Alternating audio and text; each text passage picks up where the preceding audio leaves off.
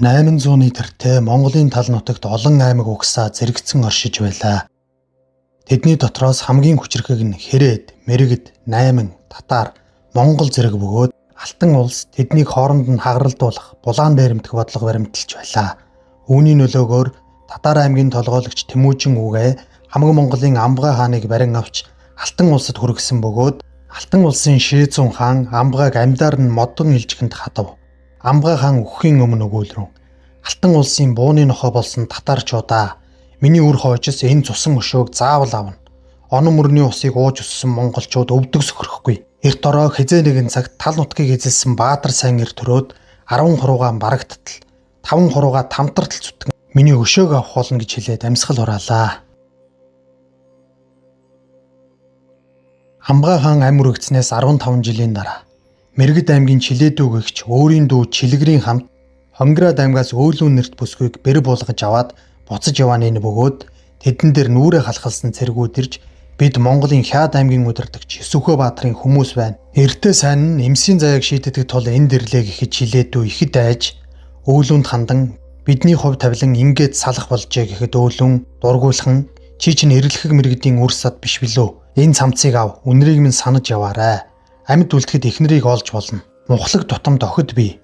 Тэрэг тутамд эмс бийгээд өөрөө тэрэгнээс бун надад морь сэлэм хоёроо өг гэхэд Чилээдүй чи намайг гутааж байна уу гэд уурлан дайрсан ч ирж өв морднуудыг дийлэлгүй Өөлүүнийг орхин зүхтаасан ч амьд үлдэж чадсангүй. Өөлүүн морин тэргэндээ суун зүхтаасан боловч мөн л амархан мэрэгд. Эднийг ингэж мөнгөнөж байхад нэгэн сүр жавхлан дээр цэргүүдийн хамт гарч ирэн дээрэмчдийг хөөж явал.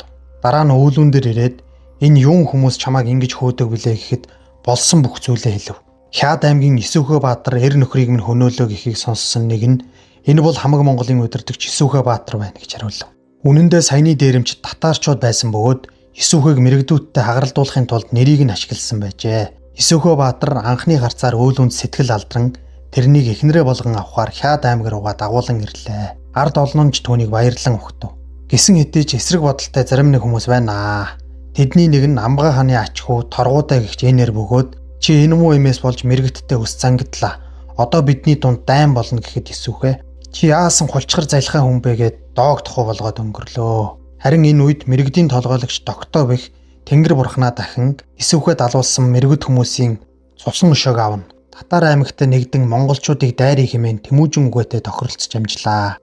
Ийхүү Есүхэ Өөлүүн хоёрыг хорим найраа хийж байх үед Татар мэргэдийн хамтарсан хүч гинтийн дайралт хийж Хяад аймаг маш их хэмжээний хохирол амсжээ.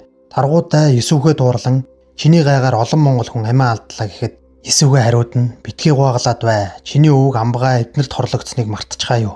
Би энэ өшөөг заавал авна даа гэж хариулв. Энэ үйл явдлаас хойш 1 жилийн дараа буюу 1162 оны 100 Есүхэ Баатар өөрийн цэргүүдэд удирдан өшөөгөө авахар шийдэн татаруудтай дайтахаар хөдлөх бол түүний эхнэр Өөлүүн үжин тулгар биеттэй хариугүй төрөх төгсөн байлаа. Хяад аймгийн цэргүүдэд дагуулan хар сүлдээ хатгсан Есүхэ Баатар татаруудтай ширүүн тулалдан ялалт байгуулж удирдагч Тэмүүжин үгээг нь барин дархан цолоо мандуулан буцаж ирэхэд ард олон нь баяр хөөр болон угтах бол Өөлүүн үжин амаржиж хүү төрүүлсэн байлаа. Хүүгээ харан баярлсан Есүхэ гарыг нь дэлгэн үзвээс шагаан чинээ нүж атгсан байна. Татарын Тэмүүжин үгээг барьж ирэх үед хүүмэн төрлөө. Тиймээс хүүдээ Тэмүүжин гэдэг нэр өгье. Энэ сүрлэг нэр миний хүүдэл тохирох учиртай гэж хэлээд Тэмүүжин үгээг завчин ороолоо. Ялагдал амссан татарууд амин наан там цаан зүхтан явах ба тэдний дунд саяын алуулдаг Тэмүүжин үгээгийн хүү жали бух уйлан суух үед мэгүүжин сүлд гэгчээр ирж чи бол эцгийнхээ өшөөг авах ёстой хүн. Хизээ нэг өдөр буцан ирж монголчуудыг цусаар уйлуулах ёстой шүү гэж цаглаа. Тэмүүжин хүү хорвоод мэдлээд 9 жил өнгөрчээ. Аавынхаа хамт бууга агнаж яваад нэгэн хүүнтэй тааран ангаа булаалдан барилдаад давсан нь авахар болов. Тэр хүүг амархан ялаад нэрийг нь асуухад жадран овгийн жамуух байлаа. Тэмүүжин жамуухад хандан чи нүдэнтэй галтай нүүрэндээ цогтой сэргэлэн цовоо хүү байна. Би хэдий 5 дүүтэй ч гэлээ чамтай хамт бололцмоор байна гэд сум атхан тэнгэрт андгаа өргөн зэс шагааг дурсгах бол жамуух хариуд нь өөрийнхөө гөрөөсний шагаагаа бэлэг болгон өглөө. Үргэлжлүүлэн агнсан ангын махаа тэнцүү хувааж аваад тэднийг буцан ирэхэд Өөлүүн үжин охин төрүүлсэн байх ба ийхүү Өөлүүн үжин 4 хүү 1 охин Есүхэ Баатарын баг хатан болох Сочиг л 2 хүү төрүүлжээ. Есүхэ Өөлүүнд хандан хүүмэн том эр болжээ. Одоо эхнэр авч өгөх цаг нь болсон байна гэд 1171 онд Хонгороод аймгаас бэр гуйхаар шийдэн өөрийн туслах Тодог дагуулan мордлоо.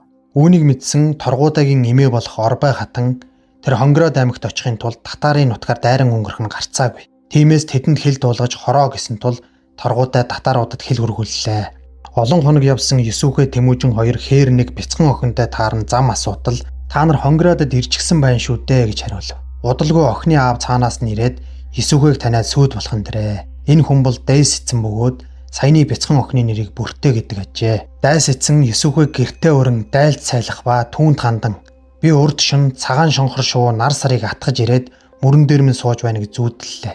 Энэ бол хаан хатан хоёрыг бэлэгдсэн байгаа юм гэв. Бүртэ Тэмүүжин хоёр чоорондоо ярилцсан баггуу тасчил байх шиг байна. Ийхүү Есүхэ Баатар Бүртэг бэр болгохоор гуйж Дайс эцэн ч үүнийг нь зөвшөөрснөөр хадмынх нь гэрт Тэмүүжин үлдээгээд Есүхэ Баатар тал нутгийн зүг хөдлөлөө. Тэд буцаж яваад Цэгцрийн шар тал гэдэг газар татар иргэд найрлаж байгаатай таарв. Тодоо Есүхэ Баатарт хандан бид тойроод явъя гэсэн ч Есүхэ тал нутгийн ёс заншлаар гэрийн эзэнд хүндэтгэл илэрхийлэхээр очиход тэд их урайлаххан хүлээж ав.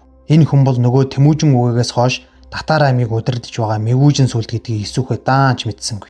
Нэгэн хүү том хултай айраг авч ирэхэд юу ч бодлого хөнтөрж орхилоо. Хүү хажууд нь зогсоод амтд сайхан сархтыг алтан хундганд дүүргэж ахмад хүндэт та нартаа алган дээр амбарыг. Гүүн шимтэй сархт нь өнчин хүүгийн нулимстай өш дүүрэн хорслон өр зүрхэн дэлрэн гэж дуулахад Есүхэ сая учрыг гадарлах бололтой. Мэгүүжин сүлд хажуугаас нь Есүхэ энэ бол Тэмүүжин үгээгийн өнчин хүү Жалибух шүү дээ. Чи сая хортой сархад дуулаа. Одоохон хөдлөж амьд дээрээ удахгүй бэлэвсрэх өөлөн үжин дээрээ очгээд яваад өгөв. Хорны үйлчлэлд автсан Есүхэ Баатар амь тавьчихалгүй арайчуу явсаар гэртээ ирээд минлэгт хандан чи бушуухан Хонгороод аймаг руу явж Тэмүүжин хүүг минь авчир. Захих үг байна гэсэн тул минлэг шалвалан хөдлөлөө. Энэ үед харин мань торгуудаа хөлн газар хүрэхгүй баярлан Есүхэ өгөхээр би Монгол аймгийг удирдна гэхэд Орбай хатан тэрний ах дүүс нь бас Тэмүүжин гэдэг хүүн байгаа учраас тайвширч болохгүй сануулв. Минлэг довтлохсоор Хонгородод ирээд Дайс эцэнд хандаж өөлөн их хүүгээ санаад хэцүү байгаа тул Тэмүүжин авч явахаар ирлээ гэхэд Дайс эцэн зөвшөөрч хүүг эцгийнх нь гэрлөө буцаалаа. Харин бяцхан бүртээ нулимс туслуулсаар хоцорхон дэрэ. Есүхэ Баатар дөнгөжл амьтай голтой дарчлаж байх үед нь Тэмүүжин довтлохсоор орж ирлээ. Хүүдээ хандан би татар иргэний хортой архинд хордож өглөө. Үүнээс хойш Монгол аймгийн толгойлогч хинч боллоо гэсэн хасаг тэрэгний дугуйнаас өндөр татар ирчүүдийг нэгийг ч үлдээлгүй хороох ёстой шүү гэж захаад амьсгал ураалаа. Есүхэг нас барснаас 1 жилийн дараа өөлөн болон хүүхдүүд нь шарилдан мөргөчгөөд буцан ирэх үед Орбой болон Үли хатнаар түүнийг хүлээлгүй өвөг дээдсийн онгоныг дахах ёслолыг хийгээд зогсохгүй тахилгын идэ будаагч тэдэнд өгүүлгүй хоосон үлдээлээ.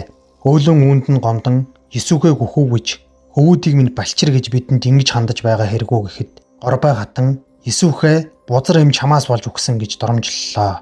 Үүнийг харсан Есүхэгийн ах дүүс болох Дартай нар юу ч хэлэлгүй нүүр буруулахыг харсан Торгуудай одоо л би хаан болох учиртайгээд Хяад аймгийн бүхэл эрхтэн дархтныг цуглуулад хуралдаа хийлээ.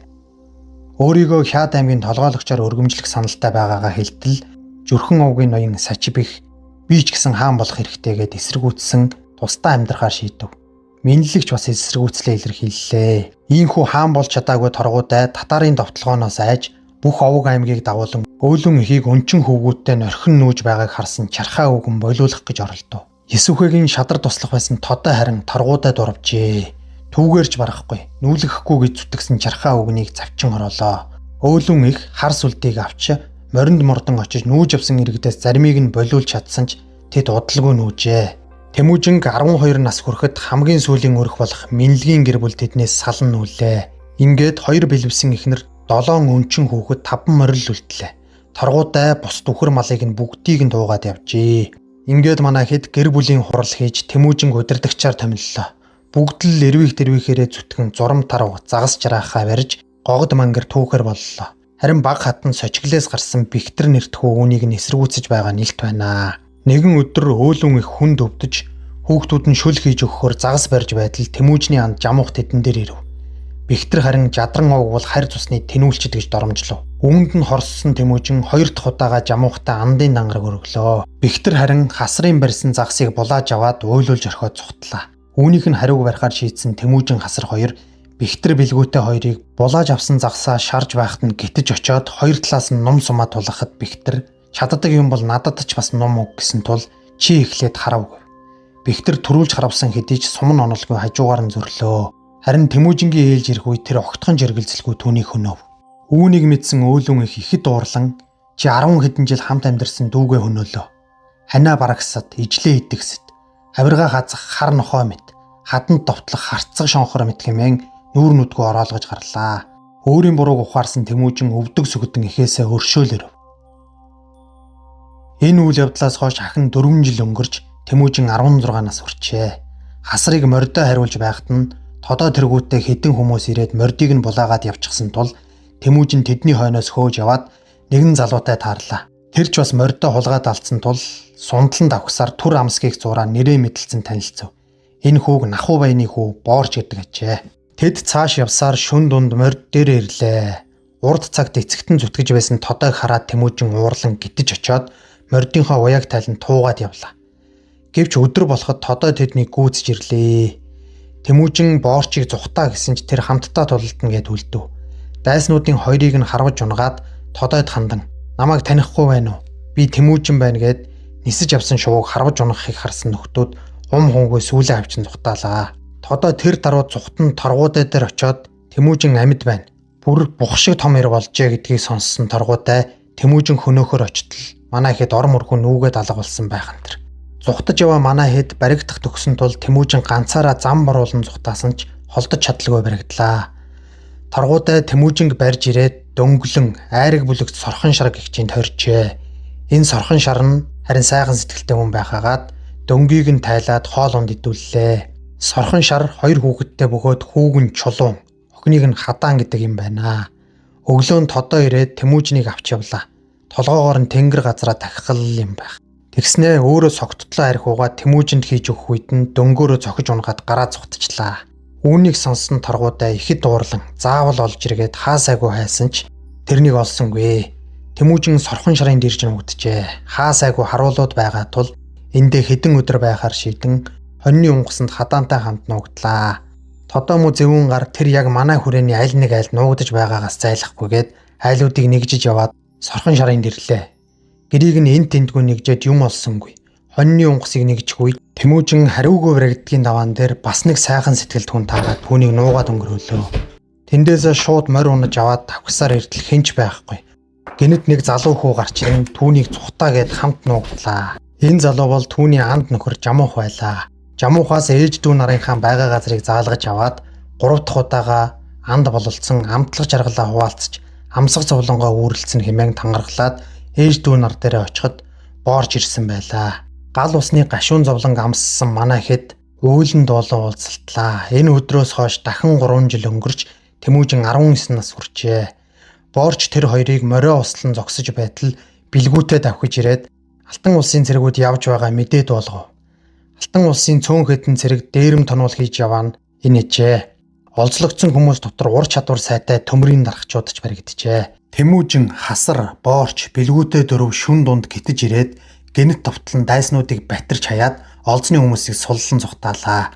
Тэмүүжингийн энэхүү эргэлхэг үйлдэл нь тал нутаг даяар тархан торгуудагийн дарамтаас болж салан нүүсэн ард олон нь буцан ирж эхлэх нэрэ. Тэдний нэг нь энэ сайхан сэтгэлт хүн болон Зэлэм, Сүбэдэ, Хувлаа нэрт 3 залуу байлаа. Харин энэ үед Тэмүүжин маань сүйд бүсгүй бүртээгээ дагуулan нутгийн зүг явж байлаа. Үүнийг нь мэдсэн Мэргэд Татар аймгийн толгойлогчид уулзах бөгөөд нөгөө Исүхэ Баатарт хор өгдөг Жали бухч бас 90 цент хүрчээ. Тэд Мэргэдийн удирдагч тогтоод хандан та нар ч нараа Исүхэ Баатар танаа Чилээдүгийн эхнэрийг булааж авсныг мартчихаагүй биз дээ. Би та нарт өшөөгөө авах арга зааж өгье гэд бүртээг булаалгах атгаг санаагаа тайлбарлалаа. Үүнийг сонссон Чилээдүгийн дүү Чилгэр өшөөгөө авахар шийдэн тэр даруй цэргэлэн хөдөлсөн ч Хонград аймгийн цэргүүд Тэмүүжинтэй хамт яваа тул тэдэнтэй өс зангидахгүй тулд Тэмүүжинг ганцаараа үлдсэн хойно довтлохоор шийдлээ.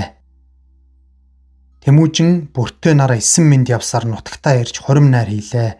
Бүртээгийн ээж нь охиныхоо инжин зориулж Амбгай хааны өмсөж байсан хар булган дахыг Тэмүүжинд гардуулж өглөө. Харин Өөлөн их Тэмүүжинд хандан энэ хар булган дахыг Хэрээд аймгийн хаан Тойрол дөргөн барьж Монгол нутгаа эргүүлэн хураах үйлдээ тусламж хүсгэсэн тул манай хүн Хэрээд аймгийг зорилоо. Тойрол хаанч Тэмүүжин найрсаг хүлээн авч Исүхэ андын хүү чамд үйл хэрэгээ биелүүлэхэд тань туслана гэдгээ тангаргалж өөрийн төрсөн хүү Сэнгүүмээсээ ч илүү дотнчлон үзнэ хэмээн амлалаа. Нэгэн өглөө үнээ сааж буй бүртээгийн дотор нь муухарч огуулахыг нь харсан өөлөн их хуваагчин хоёр инээмсэглэн зогсно. Үжин маань бие давхар болсон бололтой. Одоо л нэг амар тайван аз жаргалтай цаг үе ирэхэндээ гэж бодтол үгүй байжээ. Мэрэгдүүд сэргэлэн өшөөгөө авахар хөдлөлөө. Хуваагчин эмгэн шүн дунд газар чагнан олон мордын төвөргөн сонссноор үтэр түргэн үхэр тэрэг хөллөн бүртээг суулган хуваагчин дагалдууллаа. Бурхан халдун ууланд очин нуугдах гэтэл бүртээ хуваагчин хоёр үлдэж хоцорсон байлаа. Тэрэг нь бартаанд саатан мөнгөнөж байтал мэрэгд цэргүүд гарч ирэн барьж авлаа. Тэд нар бүртээгээс гадна Исүхэн бага ихнэр сочиглыг барьж аваад өөрсдийн эртний өшөөг тайллаа хэмээн толгойлогч тогтоо бүртээ үжинг чилгэрт сочиглыг хаатаа дармаалаа гихчирд ихнэр болгоо өглөө. Ялалтаа тэмдэглэн найрлаж ууж идсэний дараа чилгэр бүртээ дээр иртэл манай хүн сайн алганы амт үзүүлээд зад загнаад гаргалаа. Ихнэрээ алдсан Тэмүүжин бурхан халдун уулан залбирлаа. Бөглөө ойт бурхан уул. Бөөсөн чинээ амийг минь бөөцөйлөн аварч, бөөрөн чинээ амийг минь хамгааллаа.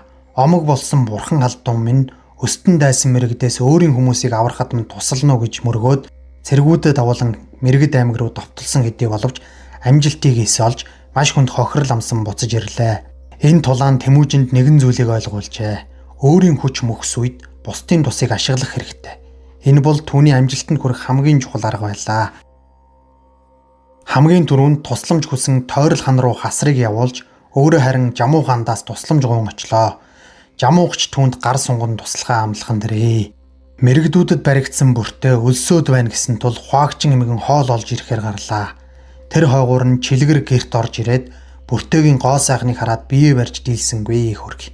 Хуваагчин эмгэн орж ирсэн ч оройтсан байлаа. Чилгэрийг толгой дөрөвгөө зодсон тул манай хоёрыг тусад нь хорилоо. Тэмүүжин Хэрээд болон Жадран аймагтай нэгдсэн нь түүний нэр сүрийг өргөж олон монгол угсаад нь түүний сүлдэт тугийн дор нэгдлээ. Торгуудагийн шахалтаас болж тэднийг орхиж нүүсэн дарьтай хучир нарч Тэмүүжин зүтгэхээр хурж ирэв. Торгуудаагаас ч дутахгүй өөлүүнийг доромжилж байсан үлий хатан түүний хүү Сачбих нар зүрхэн овогтноо дагуулan иржээ. Харин эдний дотор яваа нэгэн залуу хоёр ган сэлмээр усыг завчхад эргээд хэвэндээ ордог. Харин хүнийг завчхад шархан идэвч сорвин үлддэг юм шүү гэж хэллээ. Энэ залуугийн нэрийг Мухлаа гэдэг ажээ.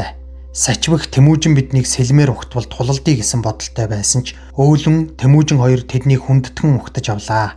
Харин энэ нь хасар бэлгүүтэй хоёр таалагдсангүй. Энэ муу санаатнуудыг ухтаж авахын оронд алах ёстой байсан юм гэхэд Тэмүүжин тэд биднийг орхиж байсан ч бид найр таван ухтвал бусад овог аймагч надад итгэх болно. Эхлээд мэрэгдээс өшөөгөө авах нь чухал гэж байна. Ийхүү 1182 онд Тэмүүжин Тойрол Жамуух нарын арим Жадран аймагт цуглалаа. Тойрол хаан болдсон хугацаанаас 3 хоног хожимдож ирсэн тул Жамуух тун дурамчхан байлаа. Энэ удаагийн тулааны өрлөг жанжинаар Жамуухыг томилжээ. Мэрэгдүүд сэлэн мөрний сав нутагт байгаа учраас хоёр замаар очиж болох ажээ. Удаан ярилцсны эцэс Жамуухын саналаар бурхан уулыг ороож сэнгүр горхийг гатлан бүх зэрэг хөдөлгөө морь сэлгэн давхсаар мэрэгдийн нутагт хурж гиндүүлэн довтлоо.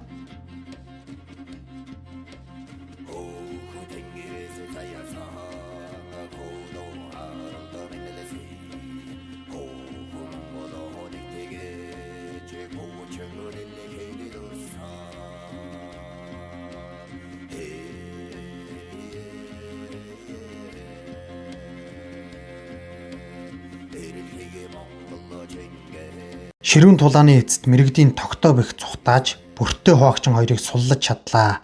Харин бэлгүүтэйгийн ээж Сочигл өөрийн амийг хороолсон байгааг харсан бэлгүүтээ уурсан олзны мэрэгдүүдийг толгой дөрөвгүй хятаж гарлаа. 3 мэрэгдийг дарсны дараа Тэмүүжин, Тойрол, Жамуух нарын хамтарсан зэрэг нэг дор цугларлаа. Энэ бол Тэмүүжний Монгол нутгийг нэгтгэх анхны дайн байсан бөгөөд түүнд даль жигүүр ургуул итгэл найдварыг нь бадрааж өгчээ. Бүртээ үжин төрөх төхөж өвдөж эхэлжээ. Санаан чилсэн Тэмүүжин дээр Жамуух ирээд "Анд минь, энэ урилгагүй зочин чамд сайн зүйл авч ирэхгүй. Тэр мэрэгдийн хүрээ 8-9 сар болсон шүү дээ" гэж хорон үг хэлээд явлаа. Үүнийг хажуунаас нь сонсож байсан Зэлэм энэ хэрэг том муухай гагалж байна шүү гэж сэтгэлийг нь засав. Мөн хуваагчин эмгэн эхнэрээ бусдад булаалгадаг нь чиний буруу, ичгүүр биш үү. Тэр бол таны хүүхэд гэж загналаа. Өөлөн игч мөн үүнийг нь баталлаа.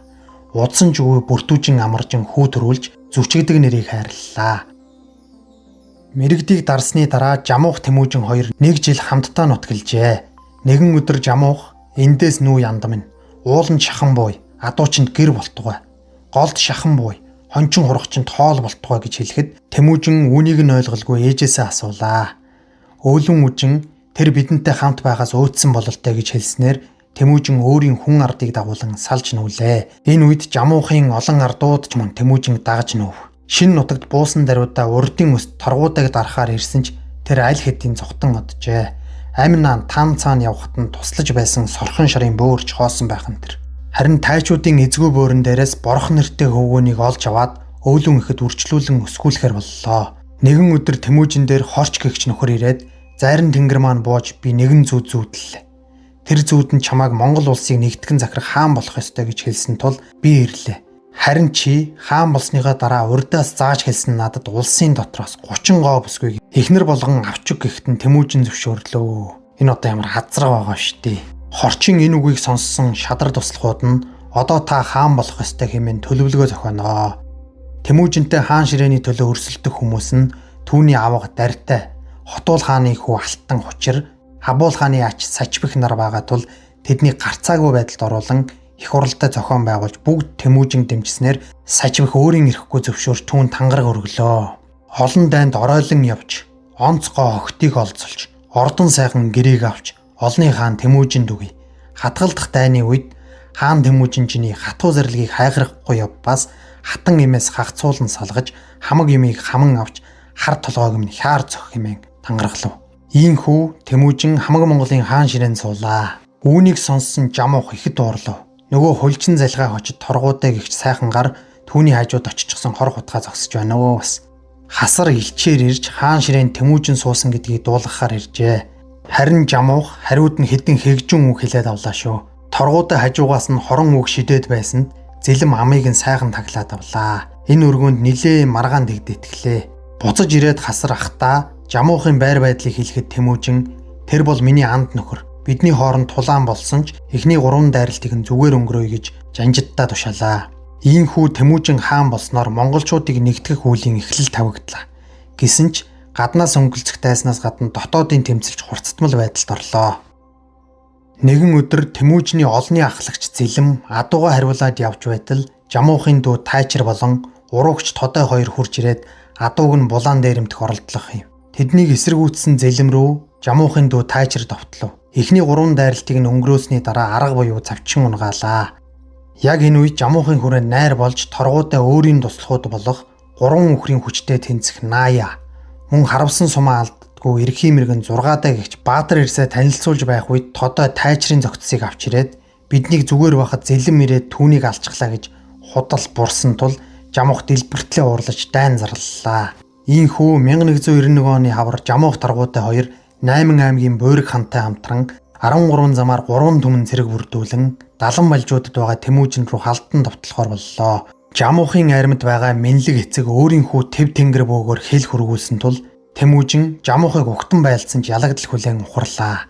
Дайнд ялсан Жамуух найр наадам хийж олзолж авсан чонос овгийн залуусыг амьдаар нь чанаж шийтгэлээ.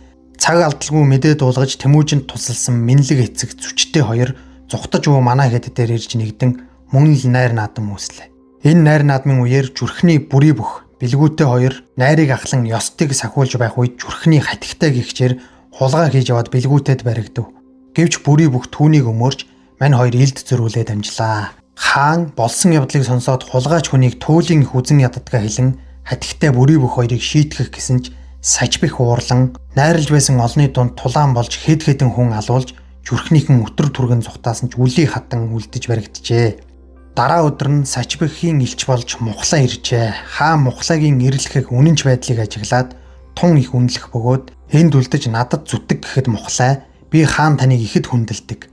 Гэвч би өөрийн эзнээс урвахгүй гэж хариуллаа. Хаан харин Сачбих тэргүүтээ зүрхэн угтныг шийтгэлгүй үлий хатан суллан явууллаа. Энэ өдрөөс хойш олон жил өнгөрч эзэн хаан 36 нас хүрчээ. Энэ удаад Алтан улсаас элч ирж Татарын мэгүүжин сүлдтэй хийж буй тулаанд минь хүч хавцар нь туслаач гэж гуйсан байлаа. Үүнийг сонссон хасар болон өөлөн их яасан ч Алтан улсад тусалж болохгүй гэхэд Тэмүжин хаан би бүх сэтгэл зүрхэндээ Алтан улсыг дарах хүсэлтэй. Гэсэн ч энэ удаад татаруудыг дарах боломж гарч байгаа тул эцгийнхээ өшөөг авна. Бидний өмнө 2 дайсан байсан дээр үү, 1 дайсан байвал дээр үү гэсэн тул өөлөн их зөвшөөрч Тэмүжин тойрол хаан нар хүч хавсран дайрлаа. Үүнийг мэдсэн татарын Жалибуух Игчрэн хоёр зүхтааж мэгүүжин сүлд өөрийн хүрээг хамгаалan байлдлаа.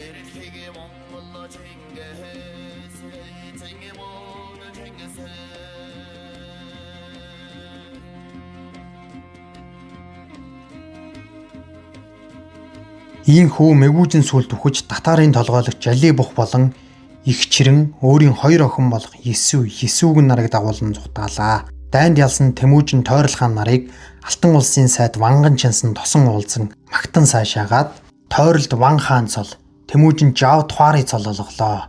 Энэ нь ч бас Хэрээд болон Монгол аймагуудыг хагаралдуулах бодлого байжээ. Жав Тухари цол өгсөнд нь хасар тэргүүднүүд уурлахад хаан инээгээд за яах вэ? Хизээ нэг өдөр Алтан улсыг эзлээд Ванган Чансан 100-ын дараа болгоно л гэж. Саяын татаруудыг дайрах үед нэгэн өнчин хүүг авч ирээд өөлөн мужинд өргүүлв.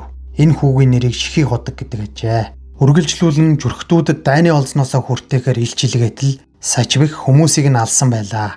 Тэдний дотор хааны охин дүү Тэмүүлэнгийн нөхөр нь алагджээ. Энийг хаан яаж зүгээр өнгөрөөхөв өтөр түргэн цэрэг хөдөлгөн сачвихийн хүрээ рүү довтлон түүнийг олзлон авлаа. Энэ тулаанд сачвихийн боол мухлай ихэд сайн тулалдаж эзнийгээ хамгаалсан тул хаан түүнийг дахин үнэлж өөрийн шадар туслахаа болголоо.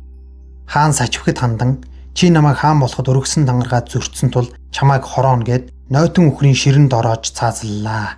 Харин бүрий бүх үлийг хатан дэргүүтэй зүрхтүүдийг амьд үлдээжээ. Тэмүжинг ингэж хүчрэгжин мандаж байгааг харж тисээгүй Жамуух ахаад л цэрэг айрам цоглуулан дайтахаар шийдэн хулжин залхиа хочод торгуудыг Мэргэд аймаг руу илж болгон илгээлээ. Ийхүү Тэмүжингийн эсрэг татарын Жалибуух, Мэргэдийн Тогтоо, тайчуудын Таргуутай, Жадарны Жамуух тэргүүдтэй бүхэл дайснууд нь бүр Бүртөөгийн аавын Хонгороод аймаг нь хүртэл хамтран Жамуухыг гүр хаан дүргэмжлэн шийдвэрлэх тулаан эхлэх цагт өгчээ. Энэ мөчид Жамуухын хүрээнд нэгэн эмэгтэй тэнгэрт залбиран суух бөгөөд энэ хүн бол Тэмүжинтэй хамт хоньны унгасанд нуугдан амийг нь аварч байсан Сорхон шарын охин Хадаан бөгөөд одоо ч эзэн хаан сэтгэлдээ хэвээрээ ажээ. Түүн дээр дайс эцэн ирж уулзан эцэг болох Сорхон шар дээр нь ирээд Жамуухын цэргийн байршлыг Тэмүжин дамжуулж өгөхийг ятгсан тул Сорхон шар зөвшөөрөн явхаар боллоо. Харин энэ үед хааны хооронд бас л үүмэн үсгэн тэр өнөө зүрхний бүрий бүх үлийг хатан хоёр бүртөөг ирж доромжлон урвагч хэмээн гүтгсэн тул бэлгүүтээ уурлан бүрий бүхтэй нэгin эсрэг нэг тулалдан буулгаж авлаа.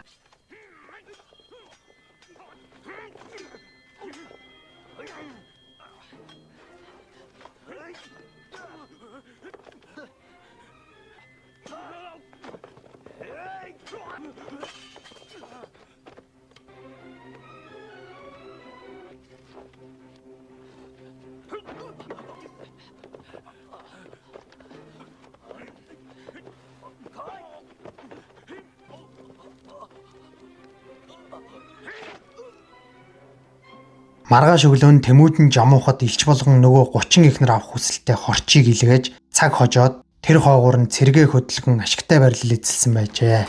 Дайс эцэнг өөрөөс нь урвасныг мэдсэн Жамуух түүнийг хороо хэмээн чилгэрт тушаал өгөв. Гэвч чилгэр дайс эцнийг алахын оронд зүч миний хүү мөн үү гэж асуучаад амьд үлдээгээд явлаа. Ийм хүү 1201 онд Тэмүжин Жамуух хоёр ээлж тулаан эхэллээ.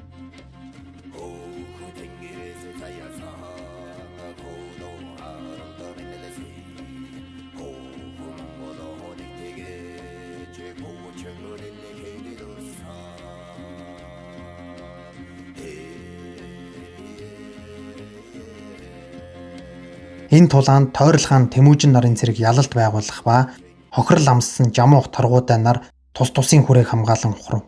Тэмүжин хаан мэдээж өөрийн анд Жамуух руу биш торгуудай руу төрүүлж довтлоо. Гэвч дайрах үед нь тайжуудын мэрэгэн харваач 6 Тэмүжний хүзүүн тус газар нь харваж шархтуулв. Боорч цаг алдалгүй тэр даруул хааны хувцсыг өмсөж тулааныг үргэлжлүүллээ. Хааныг шархацсан гэдгийг мэдсэн алтан хучир тэргүүтнүүд эрх мэдэл санаархаж эхэллээ. Үүнд нь уралсан том хүүд зүч тэднийг зүйл дуусгахыг ихэд дүүнэр наавыг ухаан ортол хүлээе гэсэн тул зөвшөөрлөө. Хаан хүзүүндээ хүнд шарх авчээ. Ухаан орсон даруйда ам цангаж байна гэсэн тул зэлэм өгөөдөө нар хамтдаа тайжуудын хүрээ рүү шурган орж айрыг хулгайлж ирээд хаанд өгч амныхын цангааг тайлж чаджээ. Харин нэгэнт дайнд ялагдах нь тодорхой болсон тайжуудын цэргүүд бүгд зүхтан одох ба торгуудаа ганцаараа үлджээ. Гэсэн ч Наая гарч ирэн түүнийг морин тэргэнд суулган цутаалгахаар боллоо. Дайны хажуугаар дажин гэж алтан хучир тэргүүтнүүд үүмэн самуун дэгдээж дараагийн удирдагчаа сонгон энтергээ донгосч байх үед нь хаан эсэн минь дөргөөнөөсөө гарч ирж нөхдүүдийг дуугаа болголоо. Торгуудыг тэргэнд суулгасан Наая дайны талбараас холдуулаад одоо та амиа бод би Тэмүжин дагаар орохоор явлаа гэд иргэв. Энэ хойгоор нь өнөөх уруугч тодой гарч ирээд чиний толгойг Тэмүжин тушаагаад амиа аварна гэд ар нуруунаас нь дүрээ тажлуу. Жамуухыг ялж дайснаа дарж тайжуудыг нэгтгэсний дараа Тэмүжин хаан олзны хүмүүст хандаж та нарын дунд байгаа эрхийн мэрэгэн харваач саяын тулалдаанаар миний хүзүүг шархтуулсан. Тэр хүн хаан байна гэхэд олзлогдсон олны дундаас 6 ирэлхэгээр гарч ирээд өмнө нь сүгдэв. Хаан та намайг алвалал. Алгын чинээ газрыг алга болгож өмхөрүүлэх алд бие минь байна. Аврыг гэвэл халд гэсэн газарт чинь очиж харь дайсныг чинь дарж хаан танд туслахыг гэхэд Тэмүжин хаан түүний эр зоригийг үнэлэн өөрийн албатаа болгоод Зэв гэдэг нэрийг хайрлаа. Дараа нь сорхон шартаа хамт багад нь амийг нь аварч асарч тоглож байсан хадаан дээрээ явж очтол ав ах дартай тэднийг булаан дээрэмдэж алж талж байв. Ийхүү багын ачлалт хадаантайгаа уулзлаа. Гэмгүй олныг алж хятаж хуйль зөрчсөн дартай дууралсан хаан эзэн тэрнийг барьж аваад хатуу шийтгэв. Үдэш болж Тэмүжин хаан хадааныгаа өргөөндөө дагуулж ирээд хараа бага насандаа ижилдэн дассан чамд би одоо ч сэтгэлтэй. Энэ цагаас хойш эхнэр нөхөр болъё гэхэд хадаан тэгж болохгүй хаантан минь. Харин би таны боол болж бүх насаараа хүчин зүтгэе. Та харин дардаагааг тавьчих гэж гуйсан тул дартайг суллаа. Энэ үүмэн самааны үеэр хоёр тайчууд хүн хаанд бараалгав. Энэ хоёр хүн бол Наая болон уруугч Тодой хоёр байлаа. Наая хаанд хандаж би өөрийн эзэн таргуудыг дайны талбараас цухтаалгасан хүн. Энэ ялыг минь хилтрүүлээч гэхэд уруугч Тодой харин би торгуудагийн толгойг тастаад ирсэн. Тиймээс шагнал горлож явна гэхэд Тэмүжин хаан ихэд уурлан чи өмнө өөрийн эзэн Есүхэ баатараас урвсан. Харин одоо дахин өөрийн эзэн таргуудаагаас урвлаа. Ийм учраас би чамайг үхэх ялаар шийтгэж байна. Харин өөрийн эзэндээ үнэнч байсан Наая чамайг өөрийн албад болгоно л гэж. Гүр хаан Жамуух маань харин байдгүй. Ёстой нохоо явган гахаа нүцгэн амтэн сууж байхад нь Ширээд аймгийн Жахаа хамбуу цэргүүдийн хамт барьж аваад мориноос хүлэн чирж гулдчин авчирв. Анх анд бололцохтой бэлэглэж байсан шагаагаа буцааж өгөөд үүнээс хойш миний замд бүү саад болоорой хэмээгээд Тойрол хаан руу сайн харж хандаж байгаараа хэмээн захаад илгээлээ. Мань хүн чирэгдсэн чигээрээ буцаад Ширээд аймгийг зөрлөө доо. Харин сайд түшмэд нь яах гэж тэрнийг тавьж явуулж байгаа юм. Тэр бол атгахын бодолтой, чимэгхэн дотортой амьтан гэхэд хаан хилэгнэн тэр цагтаа надад ач тусаа үзүүлж байсан юм шүү. Тиймээс амьд үлдээлээ л гэж. Харин энэ үед Хяад аймгийн хүрээнд нөгөө мэрэгдийн чилэгрэг ихч ирээд өртөөтэй уулзаж би өөрийн хүү зүчийг харах гэж ирлээ. Тэр бол миний хүү гэж орилж чарлан тэрвгээр нэг юм болов. Тэмүжин хаан харин тал нутагдах заналт тайсан болох Татар аймаг руу уулгалан товтолж 3 өдөр дараалан хатгалтан тулалдсны эцэст ялалт байгуулж Татарын толгойлогч Жали бух 100 хүнтэй хамт зүхтан гарсан ч ялагдлын гашууныг дэсэлгүй хортой архиуж амиа хорлолоо. Балчир хөөхд байхдаа Есүхэ баатарт хортой архиугч хороож байсан бол өөрийнх нь амьдрал мөн яг тэгж дууслаа. Манай цэргүүд ялалтын баяраа тэмдэглэн наргиж зингэцгээв. Хаан эзэн ч нилээн согтжээ. Альжааж ядарсан хаан маань өглөө нь харин ниллээ аятайхан сэрж байх чинь вэ. Хамт хонсон эмэгтэйгээ хадааныгаа гэж бодтол шал өөр хүн байгааг хараад ихэд гайхав. Үнэн дээр хадаан нь энэ эмэгтэйг хаан дээр авч ирсэн байжээ. Энэ гоо бүсгүйгийн нэрийг Есүгэн гэдэг агаад Татар аймгийн Ичрэнгийн охин юм байна. Хаанд Есүгэн ихэд таалагдаж баг хатнаа болгоно гэхэд Есүгэн надад нэг ихч байдаг. Тэр л танд тохирно. Миний оронд түүний хатан болго гэхэд хаан тэр эмэгтэйг хайхаар зэлмийг явууллаа. Зэлэн баахан хайж эцэст нь олдол нөгөө эмэгтэйг нь 30 эхнэр авах хүсэлтэд хорч гээд бух шиг нөхөр авчихсан байлаа. Зэлэм явж очоод Орчхуа чиний гавьяан тохирох хүн бол энэ гээд өөр үсгүйг орхиод ирээдүйн хатныг аваад явах нь тэрий. Хорчич их сансан газар 9 шөнө хоосон гэж боллоо доо. Ийхүү хаан гинэт Есүгэн нэртэй 2 татар эмэгтэйг баг хатнаа болгоотглоо. Жанждаа цуглуулан хуралдаа хийж олзолж авсан татар иргэд дотроос тэрэгний дугуйнаас өндөр бүх эрчүүдийн хөнөөг шийдвэр гаргалаа. Харин бэлгүүтэй гэж ам султайгаар энэ мэдээг нь хааны шинэ хадам их чирэнд ам алдснаас болж татарууд хүчтэй эсэргүүцэл үзүүлж олон монгол зэрэг мөрөгдлээ. Харин хаан их чирэнд хэл хүргэсэн хүнийг 2 баг хатнаа гэж бодоод шийтгэх гэж байтал олны дундаас бэлгүүтэй үнэнээ хэлж бурууга хүлээлээ. Харин энэ Есү хатан нь их шударга зантай хүн байна. Гэмгүү олныг алсан та бол жинхэнэ хаан биш. Харигс удирдагч байна гэхэд шихийн худаг бас үүнийг нь дэмжиж хааныг гэрс буруутглаа. Их чирэн мөн чи өвөг дээцгийн өшөөг аммаар байвал би амиараа төлийгээд өөрийгөө хороож ард олноо аварч чадлаа. Хааны дараагийн айдас бол 2 баг хатан авснаа бүртөөдөө яаж хэлэхээ мэдэхгүй зовж байна өө. Энэ мэдээг дуулах үүргийг Мухлайд даалгалаа. Мухлай бүртүүжин дээр очоод энэ мэдээг хэлэхэд бүртээ хатан ихэд харамссан хэдий ч Мухлайгийн уужим ухааны ачаар эсэргүүцэлгүй хүлээн зөвшөөрлөө. Эрдэнэ өст Татар аймгийг даран Архан цолоо мандуулсан манайхан онон мөрний хөвөөндөө боцсон ирлээ. 2 баг хатныг харсан бүртээ өөлөн үжин 2 нилээн сонжиж харж нөгөө 2 нь ч нилээн ичингүрсэн байдалтай зогсож байна. Тэмүүжингээс салж нүүсэн авга дарьтай болон алтан хучир нар Тэрээд аймагт ирж жамуухтай нэгдэж уулзлаа. Тэд Тойрол хаанд дагаар орох хүсэлтэй байгаагаа хэлэх бол саяхан л сэтгэлээр унаж орох оронгуй явсан жамуух Тэмүүжинг дарах шин төлөвлөгөө боловсруулж эхэллээ. Ингэснээр 3 удаа анд бололцож байсан Тэмүүжин жамуух хоёрын дунд дахин шин дайн дэгдэх ойртол бололтой. Шин бэрчүүдийг инээж ухтсан бүртээ маань өргөөндөө хадааныг дуудаж уурлан загнаж чи хаанд баг хатан олж өгсөн хүн гэлүүгээ зэмлэхэд хадаан үннээ хэлж хаант нь намайг баг хатнаа болгох гээд байсан юм гэхэд бүртээ битгий худал хэлгээд эсэргүүцв. Хадаан үргэлжлүүлэн 24 жилийн өмнө хаан эзэн намайг эхнэрээ болгоно гэж амлаж байсан юм гэхийг сонссон бүртээ тэгэхээр чи чинь хоньны унгасанд хаантай хамт нуугдж байсан хадаан байна шүү дээ гэд өмнө нь сөвдөж хүндлэн ухтаж ав. Хайртай эр нөхрөө бусдад алдсандаа сэтгэл нь ихэд өвдөж байгаагаа ярилцсан. Энэ хоёр ер нь л найзлах нь тодорхой боллоо. Харин нөгөө мөрөөдлийн багийнхан маань айраг гүзээл сунаа. Жамуух энэ хэдийг хатгаж Тэмүүжний эсрэг хөдлөе. Энэ Тойрол хааныг ашиглаж түүнтэй тулалдъя гэсэн тохироо хийж амжлаа. 1202 оны намар Монголын Хяад болон Хэрээд аймгийн цэрэг хамтран 8 аймгийг дарах аян дайнд мордоход бэлэн болжээ. Хааны 4 дүү Хасар, Бэлгүүтэй, Хачуун, Тэмүүгэ, 4 хүү Зүч, Цагаатай, Өгөөдөө, Тулуу, 4 Хөлөгбаатар, Боорч, Мухлай, Чулуун, Борх, 4 Өрлөг жанжин, Зэв, Сүбэдэ, Зилэм, Хувлаа тэргүүтнүүдийг дагуулжээ. Дайнд мордохын өмнө Тэв тэнгэр буу зан үйл хийж их цэргийн морины туурай өглөөний шүүдэр гიშгэж болохгүй гэж айлдсан тул үдэд хөдлөхөр боллоо. Энэ үед 8 аймгийн 3 түмэн цэрэг Тэмүүжинг тосон байлдахаар Байдраг голын хөндөд хурж ирчээ. 8 аймгийн цэргийг Сабрагбаатар удирдах байгаа бол эдний цэрэгт мэрэгдийн тогтоо хүүгийн хамт нэгджээ. 8 аймгийн Таян хааны хүү болох хүчлэг гэгчийн нөхөр нилээн овлоггүйгээр байна уу. Тэмүүжингээс айгаад байх шаардлагагүй алан талан л гэж байна. Харин жамуух Тойрол хааныг ятхан Тэмүүжин өөрийн цэрэгээ нөөж байна. Тэр танаас нууцаар 8-ны Таян хаантай тохиролцсон энтергээд урж өгч байна. Энийг нь бас Ван хааны хүн нялхсан гүм дэмжиж аавыгаа баахан ятгаснаас болж Тойрол хаан түүдгээ унтраалгүй асаалттай норхиод дайны талбарыг орхиж нүүгээд алга боллоо. Өглөө нь үүнийг мэдсэн Тэмүүжин ганцаараа үлдсэн тул бушуухан алтан өрөөр ухарлаа. 8 аймгийн цэргүүд харин манайхныг биш санаа муу Тойрол хааныг дайрахаар явчихлаа. Мэгт мэхэндэ гэж эндэ. Ийхүү 8 аймгийг сөнөөх эхний оролдлого бүтлгүүтэж Тэмүүжний их цэрэг 1202 оны өвөл онон мөрөндөө буцаж ирлээ. Харин Тэмүүжнийг хайж одсон Хэрээдийн цэрэг 8 улсын цэрэгт гүйцэгдэн хяар зохиулсан тул Ван хааны дүү Жахаа хаан бо өдөр шөнөгөө довтлохсоор ирж тусламж хүссэн тул Эзэн хаан 4 Хөлөгбаатраа явууллаа. Үүнд нь Хасар болон Зүч Цагаатай нар нь дургуйлах. Өгөөдөө харин Ван хаан бол болгоомжгүй хүн.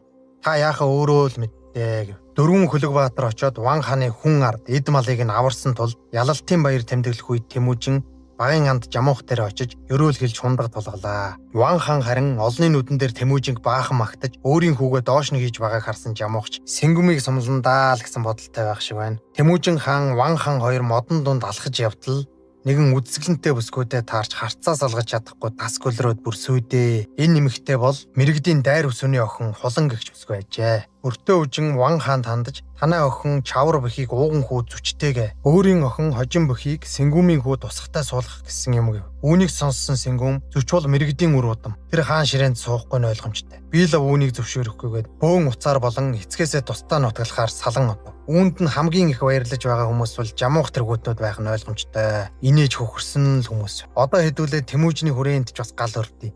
Цагаатай нэрт маанаг хүүд нь Сэнгүмийн хэлснийг дуулгийгээд учрыг илгээлээ. Учирч ёсоор болгов. Учраас сонссон үгэндээ итгэсэн цагаатай зүвч ах дээрээ очин чи бол мэрэгдийн удам хойч. Ирсэн газар руугаа тонилгээд энэ хоёрын хооронд хурган зодон боллоо.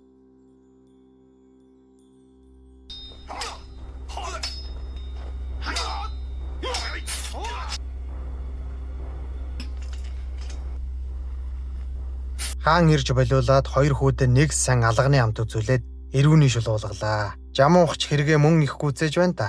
Одоо нялх Сэнгүм дээр ирээд бас л хорыг нь малтаж хотхон өмүүлж аавыг ч нөхөхээр чи биш Тэмүүжин хэрээдийн хаан бол төрүүлж хөдөл Тэмүүжинг зүйл дуусгал гэж. Энэ Сэнгүм нь бас мулгуу нөхөр юм аа тэгээл гэж. Хаан аав дээр очиод надад туслаач. Тэмүүжинг хорооход минь цэрэг гаргаж өг гэж гуйхад Ван хаан би хөгшөрчээ. Чи өөрөө мэдгээд цэрэг хөдлөхийг зөвшөөрөв. Ийхүү 1202 онд Сэнгүм Жамуу хоёр гинтийн дайралт хийж манайханд хохирол учруулаад зогсохгүй хасрын эхнэр хүүхдийг нь булааж авчээ. Тэмүүжин хаан энэ дайралтаас их хохирол амсаж халах гол руу ухарлаа. Энэ тулааны үед хүү өгөөдрийн шархтаж эмэгтэй дүүн хочрын гаравсан сумд оногдож нас орлаа. Хаан 4000 зэрэгтэй үлджээ. Дүү хасрамж ор сургахгүй алга болсон байв. Тийм учраас Ван хаантай найрамдын хэмээн хэлэлцээр хийгээр билгүүтээ хорч хоёрыг явуулаад өөрсдөө хөлөн бүүрлөө ухархаар шийдлээ. Харин Жамуухын хорон санааг мэдсэн Тойрол хаан Нялх Сэнгүм хоёр хөнөөхөр дайран ирсэн ч барьж чадсангүй. Жамуух бүслэлтийг сэтэлэн зугатаалаа. Хааныг ингэж ядарч зүдэрч явхад Ерөө ага, Ерөө бухаа гэгч хоёр хүн бас ялваач нартай нэгэн худалдаачин хаанд дагаар орохоор иржээ. Энэ худалдаачин нөхөр хаанд улс гэрээд өхнүүлэх үйлсэд нь эд хөрөнгө андвиллаа. Тойрол хаанд хөөгдсөн Жамуух энэ удаад 8 аймагт ирж Таян хаан дагаар орохоор шийджээ. Таян хаан мань хэдийг үнэрлэж үзнэ. Эднээс нэрээ л өмхөн үнэртдэг юм байна гэд инээлдэж итэр. Яг цаацлах гэж байсан ч Доктогийн хүү Худуу аварлаа. Тэгснээ дараа нь манай хэд Христэд итгэгч болж угаалга үлдээд явчлаа. Сүбэдэ жанжин ойд ан хийж яваад хасрын хүүтэй таарч эзэн хаан маань дүүгээ 9 минут олж уулзлаа. Хасрын сахал ус ургаад алмас саятай л болж. Удаан хугацаанд ядарч зүдэрсний эцэст 1203 онд Тэмүүжин хаан хүчээ цуглуулан Хэрээд аймаг руу довтлохоор шийдэн хасрыг цаг хожуулахаар илгээлээ. Хасар Ван хаан дээр очиод хэдэн сараар ой хөвчөөр тэнлээ. Ахыгаа олж чадахгүй байгаа тул тань дээр ирлээ гэж хэлээд гинтийн дайралт гэж буулган авлаа. Ван хаан ам мултран зогтож Таян хаанд дагаар орохоор ирсэн ч түүнд итгээгүй харуулын цэрэг Ван хааныг хороочихлоо хөрг. Ийхүү тал нутагдах том өрсөлдөгч болох Хэрээд аймгийг мөхөөсөн их хааны илд одоогийн дайсан болох 8 аймаг руу чиглэж эхэллээ. 1204 онд Тэмүүжин 42 наснда их зэрэгэ удирдан 8 аймгийн эзлэх аян дайнд мордлоо. Таян хаан харин хөөрцөглөж байна өө. Би яаж хөлөн бүр орж Тэмүүжин хөнөөж хоромсог саадгийг нь булаайдаа гэж бодож байтал тэр өөрөө хүрээд ирлээ л гэж. Манай цэргүүд шүн хоноглохдоо хүн бүр 5 туудаг асаалаа. Үүнийг харсан Таян хаан эдний цэргүүд тэнгэрийн од шиг олон юм их Жамуу хажуунаас нь монголчуудтай хатгалдаж эхэлбэл хагацхад барих болно. Хацрыг нь жадлаж байвч харгнуудаа завчихгүй. Хар цусаа урсгаж байвч харж буцдаггүй. Хатуужил ихтэй Монголтай хамаагүй байлдаж болохгүй. Үүнийг сонссон Таян хаан айж бүх зэрэгээ ухарахыг тушаагаад хүүн болох хүчлэг хунтайж миний аав дайнд оролцож үзээгүй. Жижиг туглын бэлчээрээс давж үзээгүй хүн. Тиймээс зүхтахгүй л гэж байна. Сабарг баатарч бас ухрахгүй алалцнаа л гэж байна. 1204 он Нахуу гүний тулалдаа.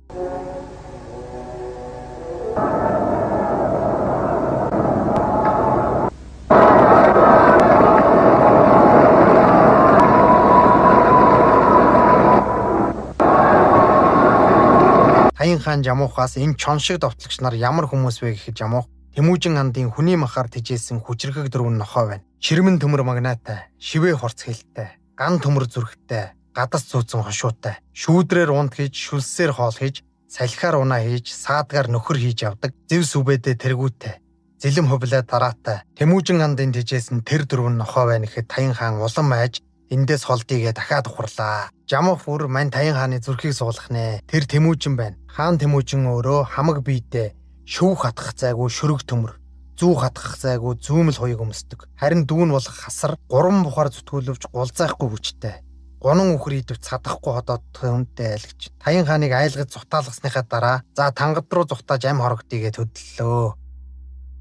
Тулалдааны үед зэвийн харамссан сум Таян хааныг онож хөнөөжээ. Дайны талбар дээрээс 8 аймгийн бичгийн түшмэл Татаа тунгаа гэгч хүнийг барьж аваад хөвгүүд болон өргөмөл дүү нартаа бичиг заалгахаар шийдэж Татаа тунгааг багшаар томиллоо. Таян хааны хатан болох Гүрбэсүү гэгч эмэгтэй хааны баг хатан болъё гэж гуйхад манай хаан тоосонгүй бололтой. Харин хаан эртээд ойд таарсан дайр өсвөний охин хуланг олж иргээд нааяг илгээжээ. Манай гүр хаан жамуух маань харин хэдэн цэргүүдтэй хамт оргож босч явна уу. Бас эднэрийгээ зодоод нууцаар хойно идлээ надад дээжийг нь өг гэхэд нөгөө хэд нь бид эннээс болоод л ингэж ядарч яваа. Энийг барьж өгч ам гарыг гээд манай хүний хүллээ тавьчлаа. Хуланг аваад иржээ. Наая хуланг шууд авч ирлгүй. Хүрээндээ 3 хоног байлгасанд хаан уурлаж бөө юм бол. Бас урган харттай юм гээч. Харин хулан ариун биеэрээ байгаа гэдгээ баталснаар нааяг шийтгэх аюулаас аварлаа. Ингээд манай хаан ахин нэг баг хатан авбалтай. Нөгөө хэдэн цэргүүд жамуухыг бариад хаан дээр иржээ. Харц бол хаан эзэнтэй халтсан учраас бор хилээ борлого нухсыг барих болов. Боол хүн богд эзэнтэй халдах болов гэд дүүдийг завчиж. Харин үдшин манай хоёр бүр согтож унтлаа уулаа.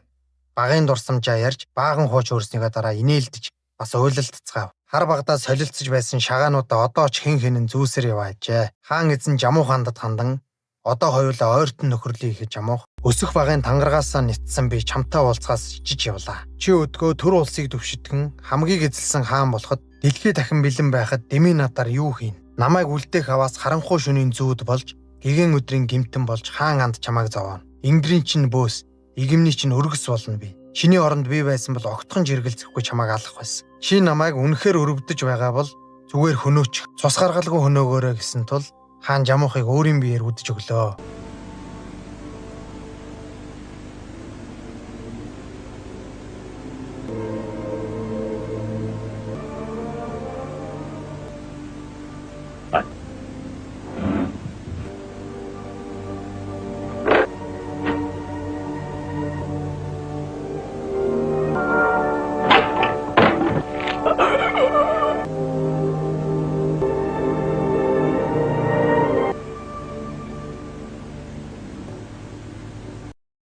Найман аймгийг эзлэн авснаар тал нутгийг эзлэх туулийн хүсэл нь биелэлээ оллоо. Цэрэг арим нь хүчрэгжин улсын хүн ам 1 саяыг давжээ. 1206 онд Их Монгол улсыг байгуулж Дээд Тэнгэрийн зарилгаар Тэмүүжинг Чингис хаан хэмээн өргөмжлөлөө. Чингис хаан анхны зарилгаараа Өөлөн үжинг их тагна, Бүртөө үжинг улсын ихэд өргөмжлөн нийт иргэдийг 95 мянгат болгон эхний мянгатын ноёноор Минлэгийг, 2 дахь мянганы ноёноор Боорчийг, 3 дахь мянганы ноёноор Мухлайг томиллоо. Шихий гутгийг харин улсын их заргачаар томилов. Дайн хэдий зогссон ч дотоод тэмцэл явагдаж эхэлжээ. Тэв тэнгэр бөө хасрын нутгийг булааж өөрийг нь зоджээ. Хасар хаанд хэлсэн ч түүнийг тоосонгүй. Үүнд нь гомдсон хасар ах дээрээ очлог олон хонжээ. Яг энэ үед өнөөх тэв тэнгэр бөө гэгч чинь хаан дээр ирээд тэнгэр надад айлтлаа. Хасар та хоёр улсыг ээлжлэн захирах ёстой. Хасар өөрийн нутагта чамаас тутахгүй эрх мэдэлтэй байдаг гэхийг сонссон хаан уурлаж хасрыг эгээтэй л зодоод алчихсангүй. Өөлөн их ирээгүй бол бараг алхнаа. Сүүлд нь л тэв тэнгэр бөө хор готгож байгааг ойлгох бололтой. Энэ үед Тэмүүгээ бас уйланд уулсаар орж ирээд бас л тэв тэнгэр зоддуулсан юм байх. Хаан Тэмүүгэд хандан өнөөдөр тэр бараалгахаар ирнэ. Тэр үед чи яахаа өөрөө мэдгэж хаан хэлсэн тул Тэмүүгээ чирж гаргаад тонилгож орхилоо.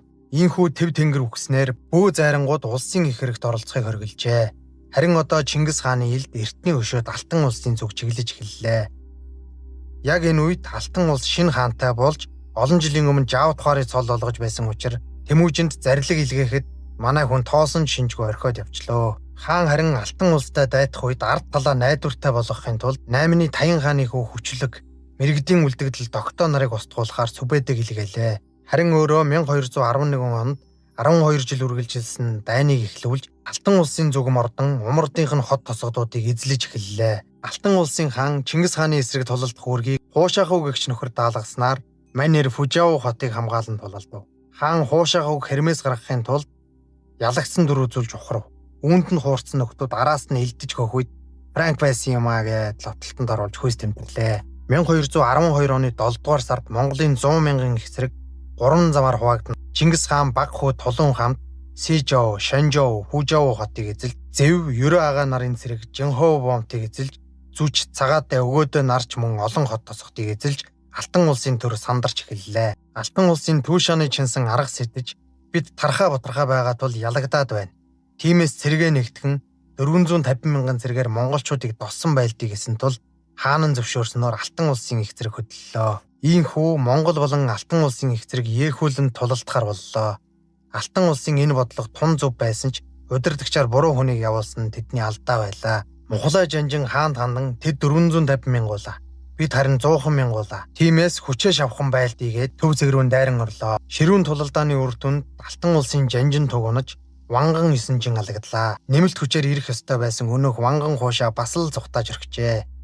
Дайнд ялагдсан мэдээг сонссон Алтан улсын хаан Ванган хуушааг хороох гэсэн өнөөх нь амиа хоохоолж баахан годлаа бурсаар хааныгаа синхруулж амьд үлдэж завчаал боомтыг хамгаалахаар томилогдлоо. Манер завчаал боомтод очисон даруйдаа хэрмийн хаалгыг төмрөөр цутган 200 бээр газар ямаан зан хайжээ. Үүнийг мэдсэн хаан тэр бидэнтэй тулалдахгүй юм байна. Тиймээс тойрч гараад бусад хотуудыг нь эзлэе гээд хөдлөлөө.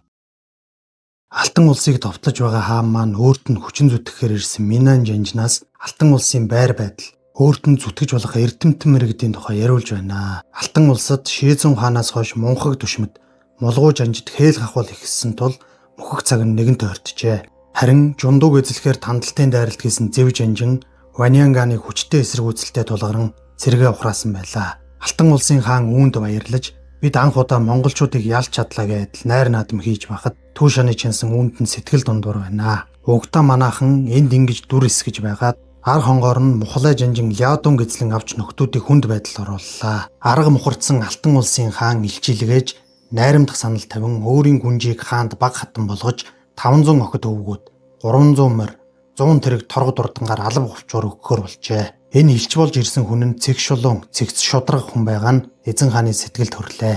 Ийхүү 1214 оны хавар Чингис хаан эвийн гэрээ байгуулж нутаг бутсан хүчээ сэлбэх арга байлаа. Харин Алтан улсад үүмэн самуун тасрахгүй нөгөө хуушах үгэгч бүтлгүү жанжин бослог гаргаж эзэн хаанаа хороон цэргийн бүх эрхийг гартаа аваад зогсохгүй эрэлхэг жанжин Ваньянганыг хороолоо. Нутагтаа ирсэн Чингис хаан дахин Алтан улс руу довтлох бэлтгэлээ базааж байхад Алтан улсын шинэ хаан дуу хооронд толгой нэргэн сууж байлаа. Шинэ хаан нийслэлээ нүүлгэн шар мөрний хамгаалалтыг ашиглан монголчуудтай тулалдах шийдвэр гаргаж л байна. Үүнийг нь эсэргүүцсэн бичгийн түшмэд хаанд өргөл барьсан ч энийг нь тоож үтсэнгүй. Чингис хааныг буцан ирэхэд баг хатан хулан дахин хүү төрүүлжээ. Хаан эзэн хүүдээ Хүлэгжин гэдэг нэр хайрлалаа. Алтан улс нийслэлээ нүүлгэснийг сонссон эзэн хаан 2 дахь удаага Алтан улсыг дайлаар мордлоо. 1215 оны цагаан сараар Монголын цэрэг Тунжоу гэвдэн Жунду хотод тулан ирснээр Алтан улсын жанжин Ваньян Чинхүй цусаараа захаа бичин тусламж хүсгэд хаан нь хоол хүнс нэмэлт хүч илгээсэн ч тэднийг нь манайхан замд нь олзуулсноор Жунду хот өлсгөлөнд нэрвэгдлээ. Энд хотоо хамгаалж үлдсэн жанжид байлдааны морой хүртэл алж идэж голоо зогоож байгаад цухтан одсон бол нөгөө шудраг илч Ваньян Чинхүү хоттоо үлдэж хаалгаа нээж монголчуудад бууж өгөн өөрөө хор хүн амиаг өтглээ. Манайхан хааны ордных нь баян тансгийг гайхан бишрээд бүгдийг нь үхэр тэргээр зөөлөлж авч байна. Харин хаантан Юлүй Чуцаа нэртэй бичгийн түшмлийг олж уулзахыг хүслээ. Цэргүүд бол сүйтгэж байна уу? Алхахыг нь алж тонн дээрэмдэж нөгөө Юлүй Чуцаа гихч хүн хаан дээр ирээд эрхэмсгээр. Хаан танаа цэргүүд энэ хотод юу хийгээд байгаа юм? Би хэдий Кедан угсааны хүнч гэлээ Алтан улсад хүчин зүтгэдэг хүн. Та гэмгүү олон ард иргэдийг алж төвөөж байгаа чинь шудраг ёсыг тогтоож байгаа хэрэг огт биш. Энэ үйлдэлийг чинь харахад та бол гэгэн эзэн биш, харгас эзэн байна. Тиймээс би танд хүчин зүтгэхгүй гэхэд хаан эзэн түүний шудраг занг үнэлэн бүх цэргүүдээ Жунду хотоос гарахыг тушааснаар Юлүй Чуцаа нэгэн үеийн баатарлаг эзэнд хүчин зүтгэхэд ангаргалаа. Хаан түүнд урт сахалт гэдэг хоч өгөөд Чуу мэргэн нэрийг хайрлав. Чингис хаан хэмээх ертөнцийг байлдан дагуулгач энэ их хүнд үнэнчээр нөхөрлсөн 2 эрдэмт хүн таарсны нэг нь Чанчин бөмб, нөгөө нь Чингис хаан, мөн түүний үр хойчдож асар их тус хүргэсэн Юлий Чуцаа нар байсан юм аа. Хааныг энд байлдаж явхад онон мөрнөөс илчирлээ. Умард хязгаарын ойн иргэд урван тэдний толгойлогч торгон мотоогоо хатан манай 30 ихнэр авах хүсэлтэд орон орсон хөгшин азрах хорчийг мөн хааны худ худууга нарыг барьж хоржээ. Яг энэ үед Алтан улсын элчиж бас ирж олон жилийн өмнө модон илжинд хадуулан алагдсан Амгай хааны элдийг өгөхөд эзэн хаан чи наадхаа буцаагаад аваад яв. Харин би цэргээ дагуулan очиж өөрөө булааж авна. Хэрвээ эвлэрмээр байвал бидэнд газар нутаг таслан өгч хаан чинь суудлаасаа татгалц. Би тэрнийг ван солдоор өмжлөнө гэхэд нөгөө илч танай төмөр морин цэрэг шар мөрнийг гатлаж чадвал цаа талд нь бид их цэргээ нэгтгэхэд хүлээж байгээд эргэлээ. Хааны гол санаа нь Алтан улсыг дайнд бэлдэж цэргээ нэгтгэж байх хойгоор өөрсдөө тал нутагтаа очиж амрах, бас ойн иргэдийг номгдох байжээ. Ингээд Ная Жанжин Борхол хоёрыг ойн иргэд рүү довтлоод харин Мухлад улсын ван цолгож Алтан улсыг захируулан үлдээгээд нутаг руугаа уцлаа. Борхол ойн иргэдийг буулган авахар очоод өөрөө зараа болтлоо харуулan амиа алдснаар Эзэн хаан ихэд уурлан цэргээ хөдлөхөд Ная Жанжин цус гаргалгүй тэднийг буулган аваад удирдагч Торгон Ботоогоог баримтлан хорчийг авраад буцаж ирлээ. Хаан Торгон Ботоогоог хороолгүй амийг нь өршөөж харин хорчид одоо л нэг юм 30 сайхан хүүхэнг нь өгөхөр боллоо. Тэднийг найр наадам хийж байх үед Хэрээдийн Жахаа хамбуу тэнэн бодилж явсны эцэст хаан дээр ирж дагаар орохоор гуйхад хаан зөвшөөрч түүний охин болох Сорхогтон гэх бүсгүйг өөрийн хүү Тулууд ихнэр болгон өглөө. Харин Алтан улсаас олзолж ирсэн урчуудаар зэр зэвсэг хийлгэх болжээ. Хэдэн жилийн өмнө хаанд ялагдсан зүхтаасан 8 аймгийн хунтайж Хүчлүг, мөн мэрэгдийн толгойлогч Тогтоогийн хүү Худуу нар хилийн ойролцоо цэрэг цуглуулж хүчсэлбэж бөг мэдсэн Эзэн хаан маань Сүбэдэ Жанжинаар удирдуулсан цэргүүдийг тэдний зүгэлгэлээ. Хаантан Сүбэдэд хандан Сүбэдэ минь уул талыг туулан ус мөрөнгө гатлан явхдаа хүлэг мөрдөө хайрлан хурдан ширүүн давхахыг цээрлэх туун. Хүнс хоолоо гамнаж зам зураа ангөрөө хийхгүй байхыг эрхмэл хэн нэгэн тушаал зөрчвөл түүнийг занчиж болно. Хэрвээ миний таньдаг хүн байвал над руу явуул. Танихгүй хүн байвал тэнд нь цаазаар аваарай гэж захаад мордууллаа. Харин энэ үед нөгөө Хүчлүг гэгч нөхөр Баруун Лиа буюу Хар Кедан улс руу зүхтааж хаанд нь дагаар орж бүр хааны охинтой гэрлэн ван зэргийг аваад зогсохгүй Илч болон Хорезмын хаан Мухаммад султан дээр очин уулзаад монголчуудын довтлогоо ойртож байна гэхэд анх удаа монголчуудын талаар сонссон Мухаммад султан тэд ер нь яах гээд байгаа амьтд вэ? Ганцхан би л ертөнцийг захирна. Тэр муу Чингис хааныг сургаад өгье л гэж. Харин Хүчлүг өөрийн санаагаа тайлбарлалаа. Би тантай хамтраад эхлээд Хар Кеданыг хоёр талаас нь довтлон эзлэе. Тэгээд дараа нь монголчуудтай тулалдъя гэхэд султан үүнийг нь зөвшөөрөв. Хадам эцгээсээ урвж байгаа ийм хүнд итгэж болох уу гэж хүү Жалал-ад-Дин навд анхааруулж л байна. Ийм хүү Жалал-ад-Динаар удирдуулсан Хорезмын цэрэг Хар Кедан руу цөмрөн орж ирэх үед өнөөх Хүчлүг хадам эцгээсээ урван хаан ширээг нь булан авлаа. Яг энэ үед нь Зэв Жанжинаар удирдуулсан монгол цэргүүд зүүн хилийн хотууд руу уулгалан довтолж эхэллээ. Эзэн хаан харин худалдаа 8 хийх зорилгоор 500 худалдаачныг Хорезм улс руу илгээв. Урт замыг туулсан Монголын худалдаачид Отроор хотод очиход хотын захирагч Иналчук гэгч нөхөр манайхныг бүгдийг нь барьж хороолоо. 1217 онд Отроорт болсон энэ үйл явдал Хорезм төдийгүй Европ төвд ямар балаг тарихыг энэ нөхөр даанч мэдсэнгүй. Энэ үйл явдлыг сонссон Чингис хаан ихэд хилэгнэн мөн хөх тэнгэртээ 3 шөнө 3 өдөр мөргөл үлдсэний дараа Хорезм улс руу дахин илчилгээж Отроорын захирагчийг явуул гэхэд султан хаан үүнийг нь зөвшөөрөлгүй. Илгээс нэг элчийнх нь толгойг тастаад үлдсэн хоёрынх нь сахлыг шатаагаад буцаалаа. Хар Кедантай байлдаж буй Зэвийн цэрэг Хүчлүгийг хөөж явсаар нэгэн хотод тулж ирлээ.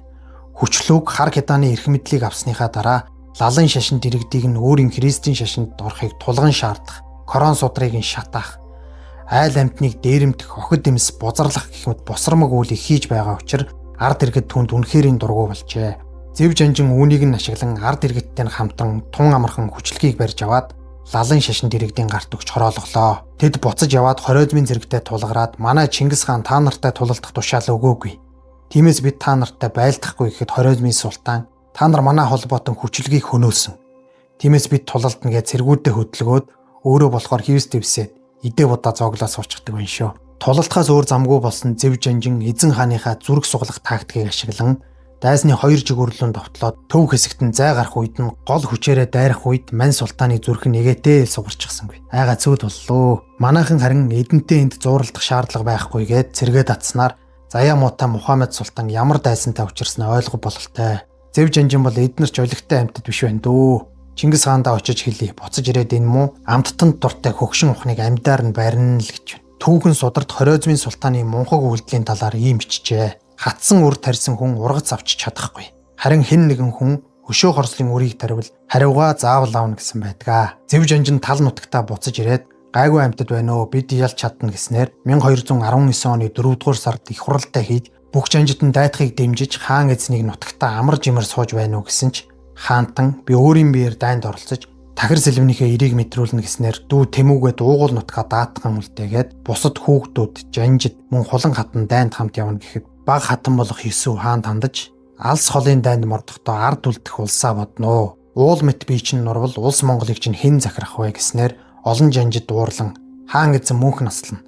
Чи хаанд муу ёрлоо гэд барьж авах гэсэн чи Есүв хатан үргэлжлүүлэн тулгуур мэт бий чинь төвийн одвол туг их сүлтийг чинь хэн өргөх вэ? Төрсөн дөрвөн хүүгээс чинь төр барих нь хэн юм бэ гэхэд Юлич уцаа буюу чуу мэргэнч дэмжин угсаа залгамжлах хүнийг эртгэн шийдэх хэрэгтэй гэснээр Чингис хаан би энэ тухай огт бодож байгаагүй юм байна гэд хөвгүүдийнхээ үгийг сонсох ихэд зүч цагаатай хоёр ахаад л бие чи дээрээ тулан муудалцгаав. Цагаатай ахыгаа зүч бол мэрэгдийн хүүхэд гэж доромжллоо. Харин боорч босон чиний энэ үг бол худал. Чи ачид ихийгээ гомдоо харам үг хэллээ. Хэвлдээ тээсэн ихийн хитрхи ачийг мартаж. Хэдэр үгээр гомдоовол хизээч баясгаж чаддаггүй юм даа хүмүн гэв. Зүч цагаатай хоёр эцэг эхээсээ хоёулангаас нь уучлалт гуйн бид хоёрыг биш өгөөдөө өргөмжилнө үү гэснээр хаан эзэн өгөөдөө өргөмжллөө. Тэр өөрөө ч ийм бодолтой байсан бол л та. Өгөөдөө харин би хаан болтол миний үр удам өвсөнд боож үхэр тоож идэхгүй уруу дорой төрвөл яах вэ гэхэд хаантан санаа зовлтгүй бусад ах トゥ нарын чинь хүүхэд сайн төрөх байлгүй. Чи тэрүүгээр хаан ширээгээ залгамжлуул гээд гаргалаа. Өөлүн ихийн нас их өндөр болжээ. Ээждээ дайнд явах гэж байгаа мэдээгээ дуулгаад хадаанд хандан би ээжтэйгээ уулзаж чадахгүй байх. Харин чи толгойг нь түшээрэй гэж захаад 1219 оны 4 дугаар сард Чингис хаан 57 наснда Хоройзон улсыг дайлахаар мордлоо. Дэлхийг байлдан дагуулах эхлэл ингэж тавигджээ. Хоройзмын хунтаа Жалал-ад-Дин бүх цэргийн хүчээ нэгтгэн Амударья мөрний эрэгт байрлуулан тэдэн рүү довтлыг ихэд хаан зөвшөөрлгүй хүчин сулралтал өөрийн нутгийн гүн рүү оруулъя гэсэн санааг дэмжлээ. Тэд наашаага эртэл жил гарны хугацаа байна гэсэн шүү юм яриад л сууж байна. Хаан харин дайнд явах замдаа эрдэм төгс хүн болох Чанчун бомб гэгчд илчилгээж уран залсан боловч тэр урилгыг нь хүлээж авсангүй. Манай их зэрэг юу нэг жил явах 5 сарын дотор Хоройзмын нутагт иржээ. Хаан цэргээ 4 хэсэг болгон хувааж жижиг хотуудыг эзлэн дараа нь нэгдэн нийслэл Самарканд руу довтлохоор шийдлээ. Эхний хохирогч нь нөгөө манай худалдаачдыг барьж хорьсон Отроор хотынхан байх тавилантай юмсанжээ. Ийхүү 1219 оны 10 дугаар сард манай цэргүүд Отроор хот руу дайрсан ч хүчтэй эсэргүүцэлтэй тулгарн амжилт олсонгүй. Харин Чингис хаан нөгөө хүчийг удирдан Бухар хотод хурч илчээ илгээн та нар эсэргүүцэхгүй бол яахчгүй гэж хэлсэн ч ард иргэд нь итгэхгүй илчийг нь нүүр нүдгүй балбаж гарлаа. Хотын удирдагч нь харин манай илчийг хүлээн авч уулзаад би хааныхаа зөвшөөрлөгөө бууж өгөхгүй. Тиймээс биднийг ялсан ч гэсэн дараа нь энгийн ардууд болон бичгэн эрдэмтдийг бүү хороогорой гэж цаглаа. Манайхны зэвсэглэл бүр дийлдэхэ байжээ. Бухар хотынхон хүчтэй эсэргүүцэл үзүүлсэн хэдий ч хам балан болон бичгийн түшимд нь хотын хаалгыг нээснээр манайхан ядах юмгүй хотод орж эзлэн аваад ард иргэдэд нь өршөөл үзүүллээ. Харин 1220 оны 2 дугаар сар гэхэд Монголын цэргүүд Отроор хотыг 12 дахь удаага дайрсны эцэст эзлэн авч өнөөх Иналчукийг амьдаар нь барьлаа. 1220 оны 3 дугаар сард Монголын 3 дугаар замын цэрэг Хужаан хотод Сирдарья мөрний эрэгт ирлээ. Та нар бууж өгвөл Бухар хот шиг өршөөл үзүүлнэ гэсэн бичгийг хот руу харамн орууллаа. Үүнийг харсан Хоройзмын жанжин төмөр бэлэг битгий гордол гэж байна. Гэсэн ч манай төмөр морин цэрэг хотыг булаан эзлэн төмөр бэлэг жанжин бүсэлтийг сэтлэн цуглаа. Жалал-ад-Дин жанжин хоёр цэргээ нэгтгэн шийдвэрлэх тулаан хий гэсэн ч хаан Мухаммед султан нь ширэгнэж чаддаггүй. Аллах бурхан туслан ч гинөө мань нэр бүр шалтаа буучгач. Чанчун бомбыг ирэх хүсэлгүй байгааг мэдсэн хаан эзэн дахин урлаг бичээд илгээлээ.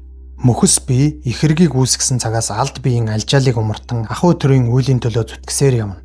Чанчун бомб та дэг ёсыг чанд сахиж үзэж туулсан ном эрдэм нэн хитээдсэн аргагүй л эртний мэрэгдийн тулхтай хүн атлаа. ертөнцийн хэргийг огоорч ариун номын явдлыг хөөсөн хүн гэж дууллаа. Би баруун зүгт аян дан хийж явахдаа их багш тантай уулзахыг ихэд хүсэмжилж өөрийн элчээр хөнгөн хөсөг тэрэг бэлдүүлж таныг агуулахаар явууллаа. Багш та түмэн бээрийн цаанаас хайшралгүй ардыг амарж байгаа үлийг сэтгэлдээ сүслэн бидний байгаа газарт хүрэлцэн ирж амнаасаа алт мэт ганц үг онгол туйлын баярлна гэсэн урилга илгээсэнд Чанчун бомб зөвшөөрч 1220 оны 5 дугаар сард 70 нас холд авсан Чанчун бомб их хааны урилгаар Хоройзон улсыг төрлөө. Энэ үед Чингисийн 4 замын их зэрэг Самарканд хотын ойролцоо цугларсан байлаа. Эцсийн шийдвэрлэх тулаан эхлэх төгчээ. Отроор хотыг эзэлсэн цагаатай тэргүүднүүд нөгөө захирагч Иналчукийг барьж хаанд авч ирлээ. Хаан харин мань нэрийг мөнгө харахаар шунлан хөдөлдөг зангын шагнаж амьдаар нь нүдэнд нь мөнгө цутгаж хороогоод Самарканд руу дайралтлаа эхлүүллээ. Хаан Мухаммед султан харин хүү Жалал-ад-Дины хамт хотоос оргон зүхтааж амжижээ.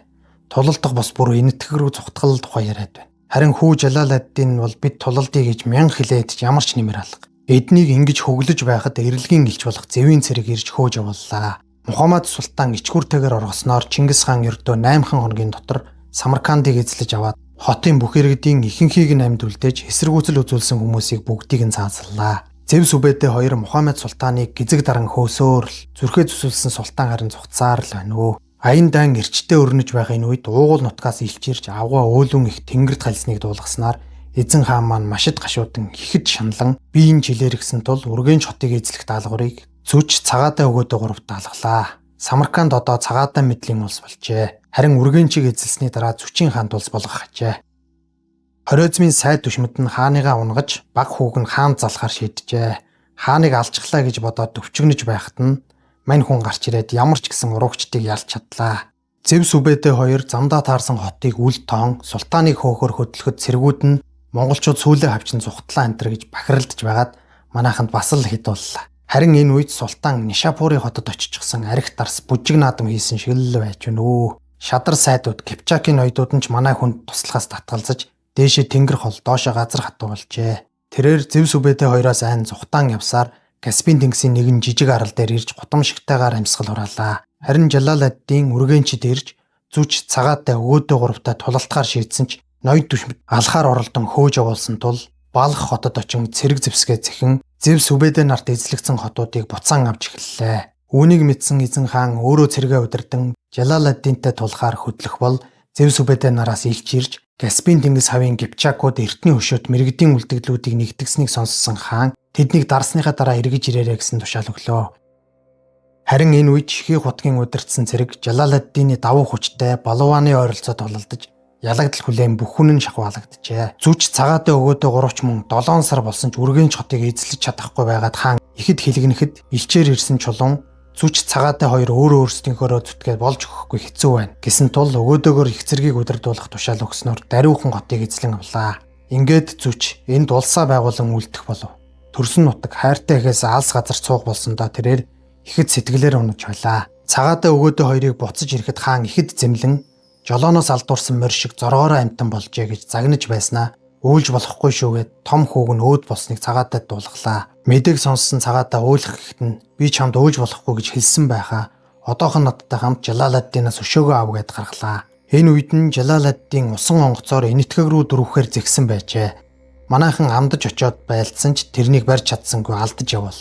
Түүний араас хөөж явсан цэргүүдийн нэг нь буцан ирээд этгээд сонин амтан харсан тухайга хэлснээр чум мэргэн хажуунаас нь энэ бол тэнгэрийн сануулга байх. Бид буцах хэрэгтэй болов гэсэнд хаан үнэмшлээ.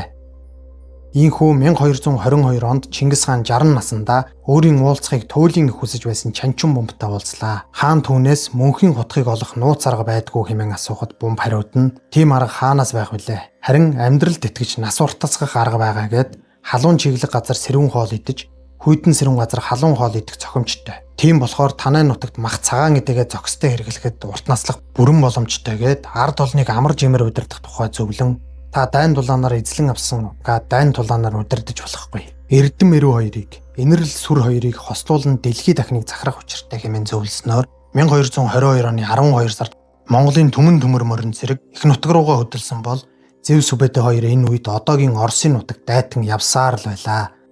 Тэд замдаа Ирак, Кипчак, Азербайжан, Гүрж зэрэг олон улсыг эзлэн авчээ. Үргэнч хотод үлдсэн зүч нутгаа санан ганцаардаж ихийнхээ дэргэд очин тал нутагтаа адуун сүргээ хариулж амьдрахын хүслэн болжээ. 1223 оны хавар Чанчун бомб нутаг буцжээ. 1224 оны зун Чингис хаан их сайхан Монгол нутагтаа иргэн ирлээ.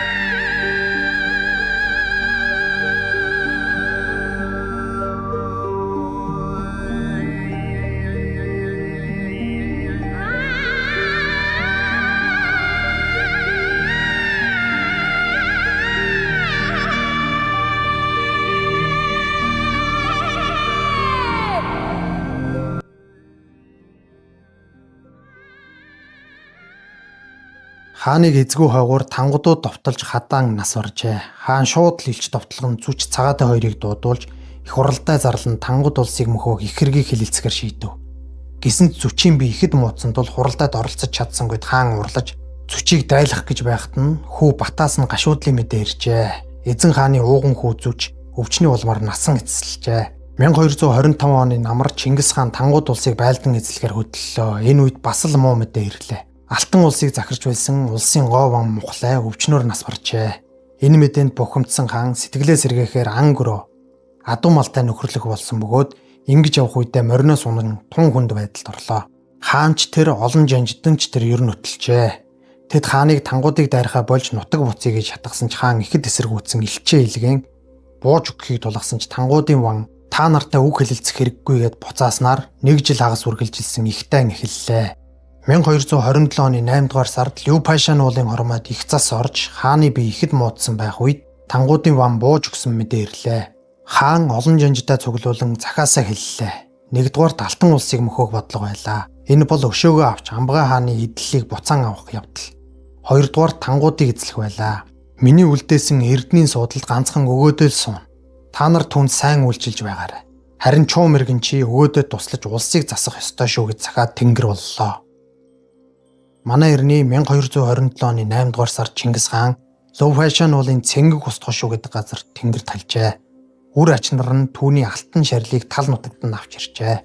Хааны захаас ёсоор зам зурт гашуудал хийсэнгүй. Түүнийг оршуулсан газрын иргэн тойронд цумны зэвээр хүрээ татаж цэргүүдээр сахиулдаг байжээ. Цаг хугацаа 800 жил өнгөрсөн өнөө үед түүний онгоны хаан байгаа нь дэлхий дахны хувьд нууц хэвээр үлдсэн юм аа. За бичлэг дууслаа залуусаа. Таалагдвал лайк, subscribe дараарай. Дараагийн бичлэгээр уулзлаа баяртай.